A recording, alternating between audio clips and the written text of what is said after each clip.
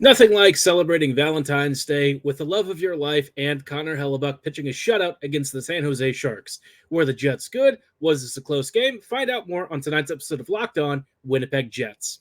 You're Locked On the Hockey Jets, your daily podcast on the Winnipeg Jets.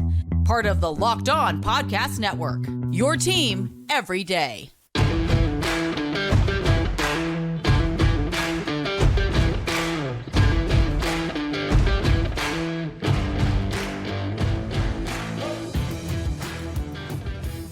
Good evening, friends, and welcome to tonight's episode of Locked On Winnipeg Jets, part of the Locked On Podcast Network, your team every day. I'm your host, Harrison Lee, an avid Winnipeg Jets fan and an online blogger. You can follow me on Twitter at HLLivingLoco and at LO_Winnipeg Jets. Thanks for making Locked On Jets your first listen of the day every day. If you like what you're hearing, be sure to like, follow, and subscribe on all of your favorite podcasting platforms and YouTube. Doing so, of course, is always free of charge and ensures you never miss another episode. Most of all, though, we just love and appreciate your support. Tonight's episode is brought to you by Game Time. Download the Game Time app, create an account, and be sure to use promo code LOCKEDON for $20 off your first purchase. Now, like I said, the Jets just finished pitching a shutout against the San Jose Sharks. 1-0. Winnipeg basically outshot the Sharks something like 40-20 around there, give or take a few. And I think a lot of people were kind of like, not necessarily bored by the game, but it wasn't, the liveliest of home outings, right? The Jets were good, and I would say that they definitely controlled much of the game, and you could argue that Winnipeg deserved maybe 3 to 4 goals. Unfortunately, for some reason, every time a San Jose Sharks goalie plays against Winnipeg, it's like they turn into Fleury during the Vegas series. I don't know what it is. I don't know why the Jets struggle against Sharks goalies in particular, because they do seem to at least score a few more goals against other opponents. But for Lord knows what reason, Winnipeg was only able to scratch out 1 goal in this game. Kähkönen, I guess, was dialed in. I don't even know. He had to make some pretty crazy saves. And for Hellebuck's part, he was pretty decent, right? The Sharks didn't get a lot, but on the few chances they did get, there were a couple of hairy moments. The most hairy moment, of course, being the one where Mark Scheifele had to slide in behind Hellebuck and actually make a save on a puck that was very nearly, probably just an inch from crossing the line completely. I don't know if you could actually rule that one, even if you had video replay, just because to me it was inconclusive. I think it would have been really, really hard without a direct top-to-bottom view. So, I guess the Jets were fortunate. Otherwise, though, Winnipeg really didn't have much to worry about. The Sharks had to settle for a lot of deflections and point shots, which, funny enough, is also how the Jets tried to create a lot of their offense. Yeah, it was fine, right? Winnipeg did exactly what it needed to do. The only goal that came out of the entire evening was something that deflected off of Morgan Barron. And even if it had gone to overtime, like a 0-0 situation, I suspect the Jets would have won anyways. But I do think we are seeing some of the limitations of this team, especially with finishing. The Jets, for one reason or another, are just not allowed to score goals. I don't know what it is. They went through a period like this last year where the shooting percentage really nosedived. I don't know if that's the same situation here, but Winnipeg is definitely having a few problems putting it past goalies. And part of it is that I think if you noticed in this game, right, the Jets went for a lot of perimeter offense, and that's not always the most effective way to create space. You can definitely skid around the edges and try and create overlaps and stuff, but I feel like Winnipeg, they don't use that to get down into the slot all that often. When they finally do, either they miss the pass, the shot is saved, or perhaps the Jet tries to one-time it and just barely misses the puck. So for one reason or another, Winnipeg just wasn't really allowed to score goals. I think another thing that's probably going to be a little bit damning for the Jets coaching staff is that, once again, the power play just didn't really do much. There were some decent chances here and there, but for the most part, we're used to seeing this team not set up in the offensive zone very often. The Jets power play keeps doing a dump and chase, and a lot of the same problems that have structurally plagued this power play for the entire season were again on display. At least the PK looked pretty aggressive and nice, but I think it's, again, against the San Jose Sharks, right? So this is not exactly a super big shock that the Jets were able to kind of take advantage of a weaker special teams unit. But overall, I say weaker special teams unit, and we're talking about a Jets power play and PK that might arguably be worse at times, but all the same, it just is what it is, right? we're probably not going to see any coaching staff changes this season. Maybe in the offseason they try and re-examine the power play. I don't know. At some point, somebody's going to have to answer some really tough questions about it, because I feel like, time and time again, we've seen a lot of the same problems with the power play. And I don't want to say, or want to make this sound like I'm ranting after a big win, right? A shutout win, nothing to sniff at, awesome stuff. And in a lot of ways, there were good takeaways. But I think it is such a low-scoring affair against a weaker opponent. I think it does also force you to reflect on some of the other challenges this team currently faces. And I think this game did a really good job of illustrating why I still think the Jets need to acquire some sort of a scoring winger. As much as like this team has managed to get to this point with some great performances in the first half of the year and a team offense that was really dominant, Winnipeg feels like it's missing something. Part of that is the line combinations, which I'll talk about a little bit later, because we saw some really puzzling stuff towards the final 20 or so minutes of this game. But in the meantime, right, the Jets probably should be shopping for an extra finisher. I think the team could really do with a right winger that can actually punch pucks in the back of the net. It might balance the top nine a little bit more effectively. I just think that there's some stuff that's, a bit off. I don't know how to describe it. It just feels like the team needs a little bit more scoring balance. Again, it's not bad. I don't think the team is in trouble necessarily, but you could argue that there's a need for an injection of some elite talent, because like right now, Winnipeg's just not getting enough out of the top nine as it is. They're having to squeak by some of these games, and I feel like with what we've seen from the team in past months and in previous years, it's not quite good enough. The only thing that I would say is really helping mask some of these deficiencies is the fact that Hellebuck's having like a career season. He's absolutely dominating in net. The Jets are extremely blessed to have him.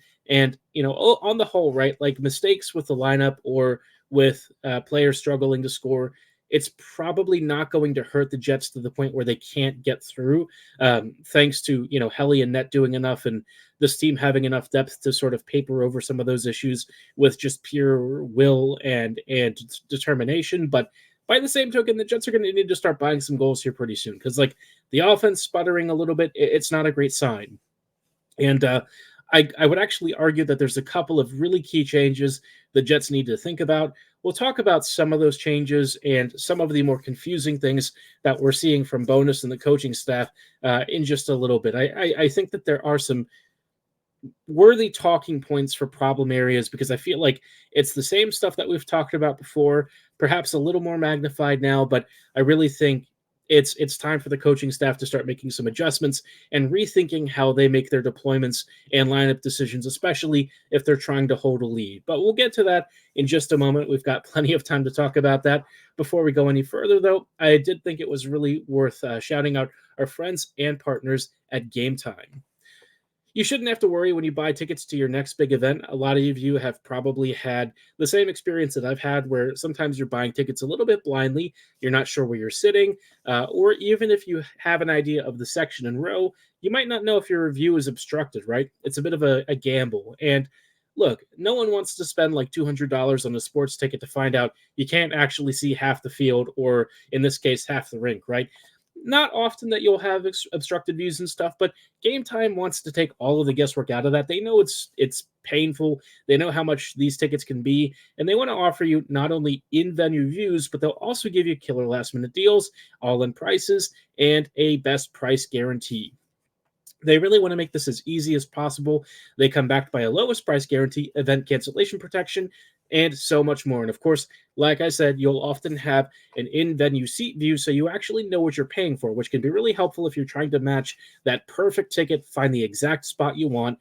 And thanks to their last-minute deals and flash sales, you can be sure that you're getting some of the best prices in the entire industry. And, as somebody who's had to buy last-minute tickets myself, that is really awesome. So if you're like me and you want to take the guesswork out of buying tickets, go with Game Time. Download the Game Time app, create an account, and be sure to use promo code LOCKEDON for $20 off your first purchase. Terms apply. Again, create an account and redeem code LOCKEDON for $20 off. Download Game Time today. Last minute tickets, lowest price guaranteed. Hello, friends, and welcome back to this episode of Locked On Winnipeg Jets, part of the Locked On Podcast Network. Your team every day. Every day, thank you so much for rejoining us on tonight's episode as we are checking in on the Jets' post-shutout win over the San Jose Sharks. Was a relatively comfortable win, couple of mistakes here and there, but for the most part, the Jets did not get punished. Winnipeg held true for much of the game, generally dominated control of the ice and of the puck, created lots of opportunities, just couldn't actually capitalize on more than one of them, which is pretty funny. For some reason, like I said, the Sharks just seem to have our number when it comes to limiting our goal production. I don't know what it is, but I guess San Jose has something in that shark water. I don't know. But before we talk about some things that I think the Jets have also done to themselves that are maybe making it a little bit harder than they need to, I did want to let you know something really cool the Locked On Network is doing. We have launched the first ever national sports 24/7 streaming channel on YouTube, and now Amazon Fire TV. Locked On Sports Today is here for you 24/7, covering the top sports stories of the day with our local experts and our national shows covering every league. Find Locked On Sports Today now available on the free Fire TV channels app and YouTube. Now, circling back to the Jets, right? I just alluded to something about the Jets making life harder for themselves, perhaps a little bit awkwardly worded, but look, Winnipeg is a very good team, and I think that's not really changed throughout the season. Even with the recent slump, this team is still built to succeed. So why then am I saying the Jets are making life harder for themselves? It kind of comes down to a couple of key things, right? The first problem is that the Jets are really hell-bent on keeping the top line with Scheifele and Connor together. That duo, Winnipeg, is really steadfast in. It was a thing even when Wheeler was around. The Jets have really locked in on it. And I think to some degree, the coaching staff tends to look at things from the perspective of historical reference and what they envision the line should be, right? They have this idea that Scheifele and Connor, two of your most skilled scorers, should be magic and automatic together. The problem is that it doesn't really work that way in real life, and I think the Jets have tried to force it. They've tried to make it a thing. It just isn't. The way that Connor and Scheifele feed off of each other is that oftentimes they really don't. The only time that you'll see them connect are on some good opportunities around the slot area, but otherwise, I think KFC has really struggled to fit in since returning. It just seems like his style of game is very much kind of a lone wolf goal scorer, whereas with Ehlers and Scheifele playing together, there's a lot more tiki-taka, rapid small feeds, quick one-time passes or quick one-timers off of short passes, stuff like that that's kind of exploiting an attacking space. And it's not that Connor can't do this. I just feel like his game is more suited to engaging players one-on-one when he's in possession. When he has to be somebody who participates in build-up a lot more aggressively and is actively feeding his line mates, I feel like that is where you start to see some of his limitations, right? He's an elite goal scorer, but I feel like that whole thing with him and Scheifele, it just doesn't really have that much chemistry. It had some moments tonight, but you also noticed some of the bigger issues, like the fact that that line is not very good defensively and offensively just has struggled to get it done. So that's a combo I think the Jets really need to kind of split up. Connor and Scheifele really shouldn't need to play each other or play with each other. I feel like that is something that the coaching staff keeps trying to force, but at some point you just have to look at the line combos and realize you had something better already that honestly absolutely smoked the competition. The Jets had one of the best top lines I've ever seen with Ehlers, Scheifele, and Vilardi, and I just don't understand why the Jets are so fixated on this idea of having Connor there instead of Vilardi.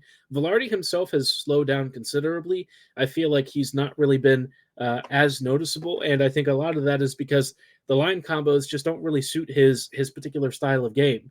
He's, to me, an elite facilitator, somebody who's so good at feeding off of really talented line mates, and not in the sense that he's a passenger, but his transition game and the way that he can really dominate control of the puck along the walls, that stuff kind of needs really smart players paired with him to make the most of it. Because, Vilardi has this uncanny ability to attack the slot and slide in almost unnoticed when Scheifele and Ehlers are doing a lot of the perimeter work. So for me, Vilardi, since sliding to the second line, it's just not really been one of the most attractive watches.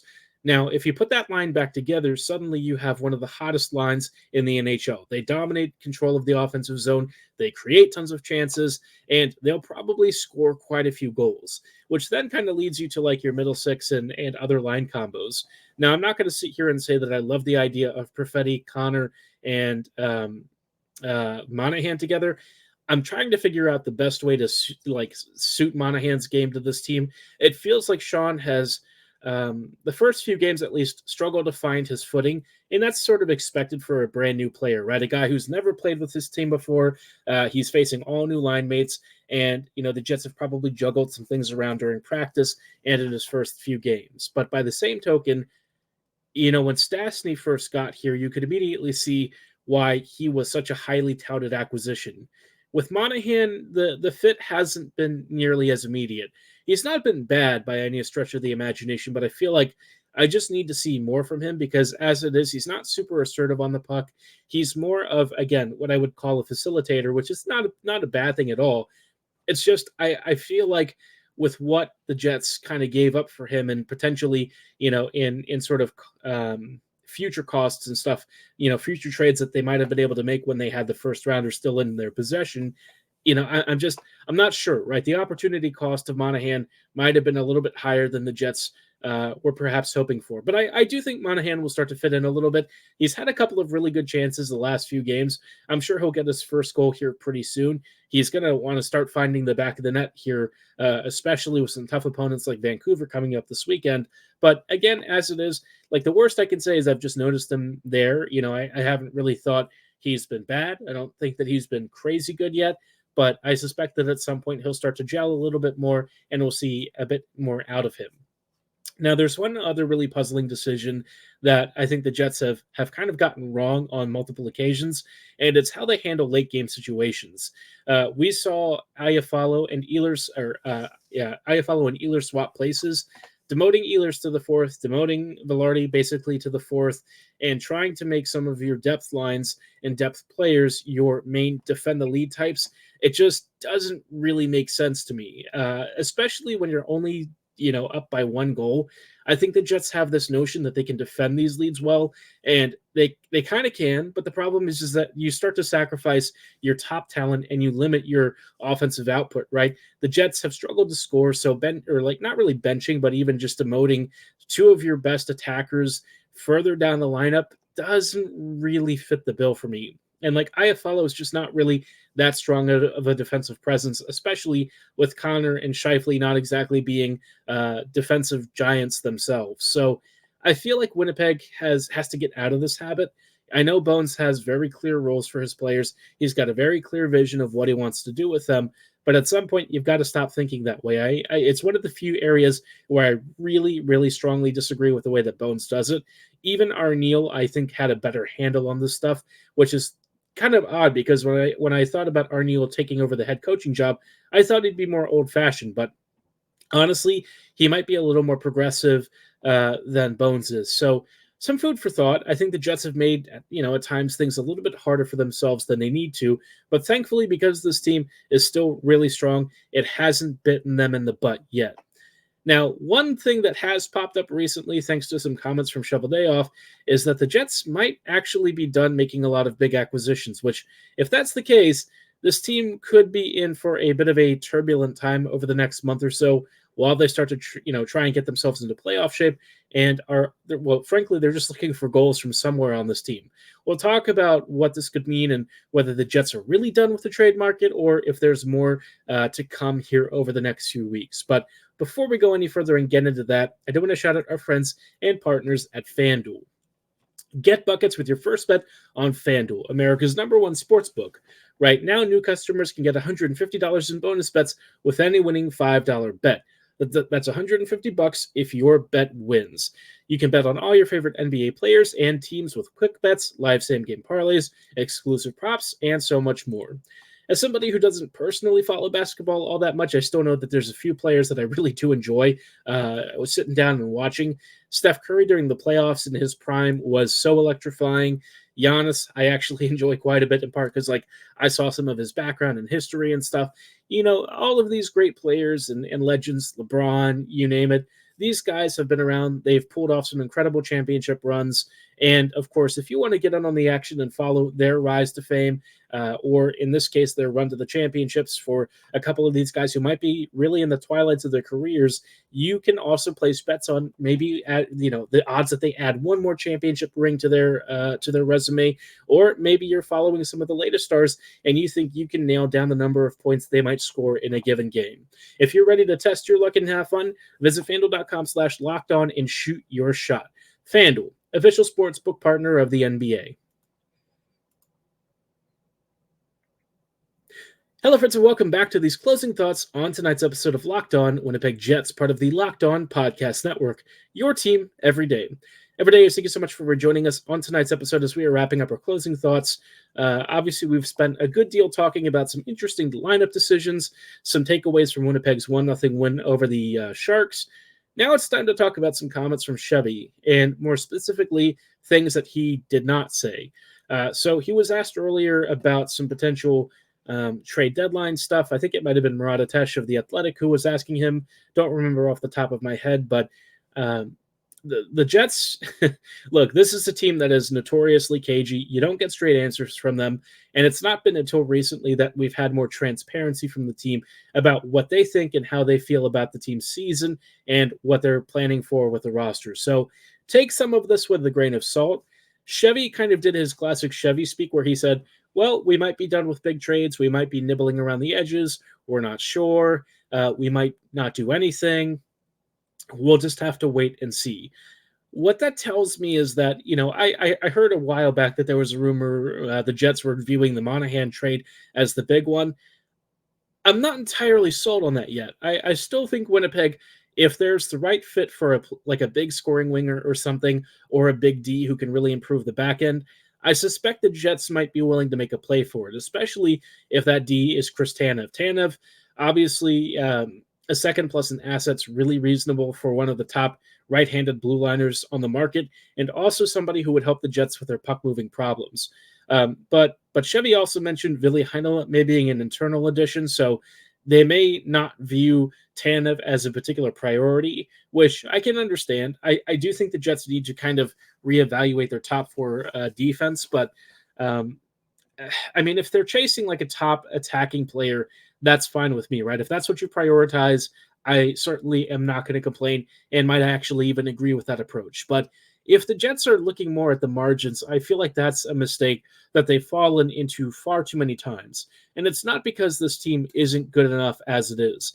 This team is very solid and it's well built, but it would need a lot of things to really go right, more so than you'd have to have go right if you maybe made a major acquisition. Because right now the Jets, you can see where there are clear limitations in their goal scoring output, in some of their offensive game, and how they handle like team defense, right? The team defense is probably one of the strongest parts, but the offense, that's a little more questionable. And, with the special teams and stuff not exactly being the best, it doesn't leave you a lot of margin for error. So for me, the Jets really shouldn't be nibbling at the edges. If there's like a season for you to really take a swing, it's got to be now when Hellebuyck is having one of the best seasons of his career. You never really know how often this is going to repeat. And I think for the Jets, looking at both the near-term and longer-term contract situations for a lot of their top players, there's just not a lot of room for error, especially if you want to go on a deep run with this group. And, with Scheifele and Hellebuyck both signing extensions, that to me is a priority. You've got to make the most of these guys while they're here. This team has tons of talent to work with. They might be able to add some internal additional talent for their depth units, but otherwise the Jets are going to have to trade and make an acquisition and a splash for a bigger fish, which is why I feel like based on how Chevy approached conversations like this earlier this year, I don't feel that they're done yet. I think that they're probably teasing the market for a bigger player. I don't know if it's like a Sprong type or maybe a Buchnevich. If that's the case, I think Winnipeg should be very comfortable paying up some major asset, right? A Barlow might make sense. I don't know if anyone would really want to take a chance with Lucius. Chaz, he's immensely talented, but his entire development cycle has been completely screwed up, and he's already dealing with another season-ending injury. So, yeah, for me, Lucius probably doesn't have a lot of trade value. I would really stay away from touching any of Lambert, McGroarty, Chibrikov, or Salamanson. most of those guys would really have to be part of deals for like stud players, right? You're not really touching McGroarty most likely. Lambert, I think, would take it like a really extreme trade, and maybe Salamonson is a little bit more in play. I suspect because he's a right-handed player who's already showing really top signs of being a great second or even first pairing right-handed D. The Jets probably aren't going to move him at all whatsoever. So that leaves you with like Chibrikov and a few other players. Chibrikov is probably somebody the Jets are very much planning in the long term with. I think the Jets are not going to really mortgage the future if they don't feel that there's a player with term that they can bring in, right? Like a Travis Konechny or something. With the Penguins doing badly, though, I kind of wonder if you're looking at rentals, Jake Gensel, man, if he'd be willing to come to the Jets, I really feel like that would be one of the best kinds of acquisitions and rentals the Jets could make. It doesn't tie you up long term. You don't have to worry about the cap implications after the season. Gensel probably wouldn't want to resign anyways, and my guess is, it probably wouldn't be worth resigning him either, especially with what he's likely to ask on his next contract and with how the Jets cap situation is looking at long term. So the Jets have options, right? Winnipeg really should be thinking about bigger swings. If they try and do depth additions, I don't hate it, but I feel like the Jets, especially with their finishing, they need a higher end goal scorer, somebody who can actually punish those pucks and do it on a pretty consistent basis. And you're not going to find many of those kinds of players available, especially if you're nibbling at the margin. So I hope the Jets are investigating a few more top end options. If they're not, if this is really the best that we're getting in, with Monahan and Heinola and maybe McGroarty, I would just feel a little bit underwhelmed, like it's a missed opportunity, because the number of times that you're going to have all of these factors, a weaker playoff field, an amazing Hellebuck, a team that's generally shown that it's very deep this year and is defensively elite. I can't see many better combos for a championship kind of run. So hopefully the Jets agree and make some moves. I'm really hoping for a big swing somewhere that really catches us all off guard and shows us why, this team really was touted as perhaps one of the surprise contenders of the season, especially as they started racking up wins. But let me know what you think the Jets should focus on in the comments below. How do you feel about Monahan so far? What are you expecting from the Jets? Do you think any of these lineup changes might help? Drop your comments below or at my social medias at HLivingLoco and at LO_Winnipeg Jets. For tonight's episode, though, that is going to be all the time that we have. Over the next day or two, we'll do some preview coverage against the Canucks, monitor the trade market, and perhaps start to evaluate which remaining targets for the Jets would make the most sense. But like I said, that's all the time that we have for tonight. I thank you so much for listening and making Locked On Jets your first listen of the day every day. We'll see you back here tomorrow with even more Jets coverage, so don't go anywhere. Have a great night, and go Jets go.